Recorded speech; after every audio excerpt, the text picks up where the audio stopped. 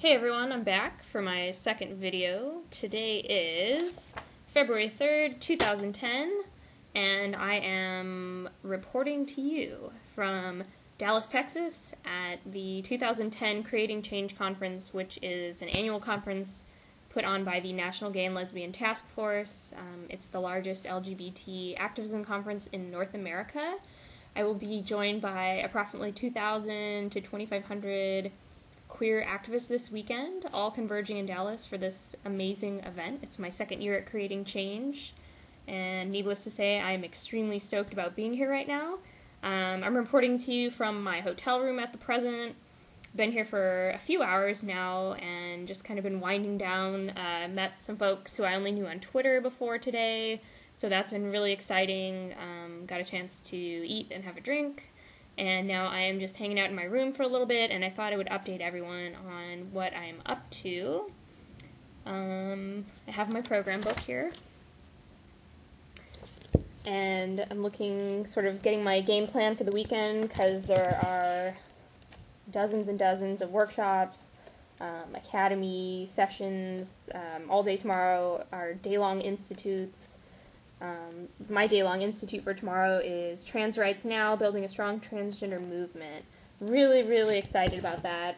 Last year I attended, and I'm reading from my booklet here, Best Practices for Queer Youth Work, Transforming Strategies for Youth Participation. So I'm looking forward to branching out into a different topic this year, one that I can't say obviously because you don't know me that well yet, but one that I am very passionate about and love to work around. I'm going to read the little description to you just so you kind of know what I'm doing and what does the day-long institute really mean and why is it relevant to my life and my activism. A successful movement depends on dedicated and empowered activists working in strong organizations at all levels from the local to the national. The trans/allied movement needs people working in rural and urban areas, in formal organizations, and in informal groups. We need the support of everyone from political organizations in Boston to support groups in rural Kansas. My boss's name is Candace. To Facebook groups.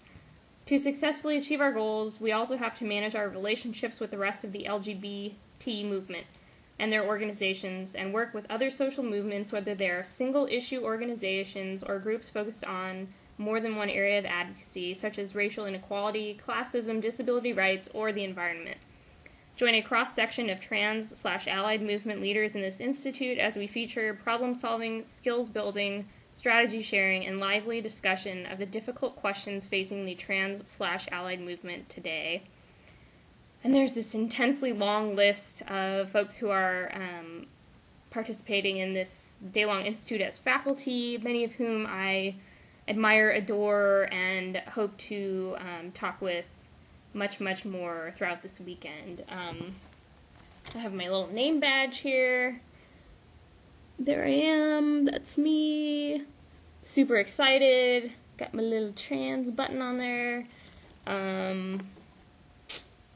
Thinking about the weekend, and I came here last year, and around that time I really started to acknowledge that I was struggling with my gender identity, and I'm happy to say that I feel more comfortable now where I'm at.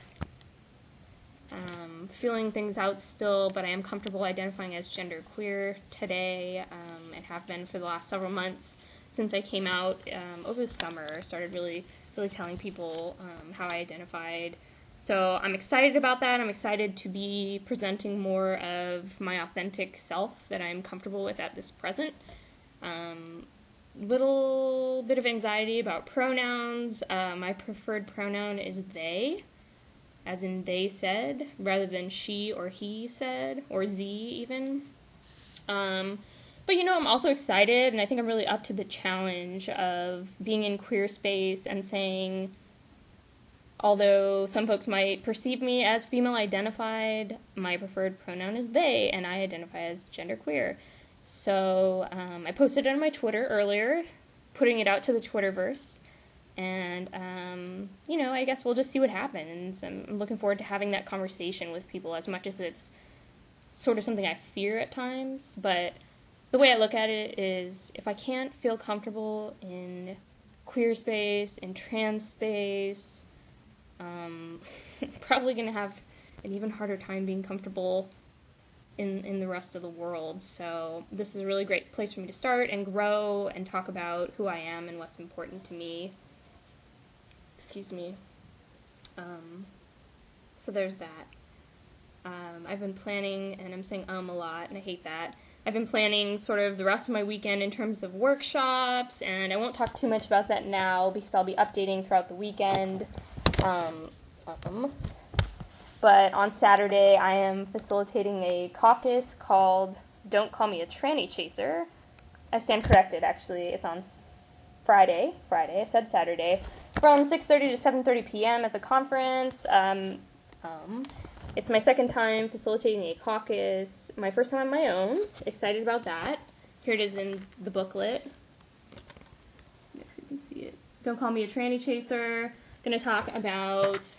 it's intended to outreach to people who love trans people or are attracted to trans people, and to have a dialogue about being called a tranny chaser, basically, in a variety of contexts, including within the transgender community, being called that phrase by our loved ones, maybe partners, lovers, co-workers, queer friends, and then also in the broader cisgender and non-LGBT communities.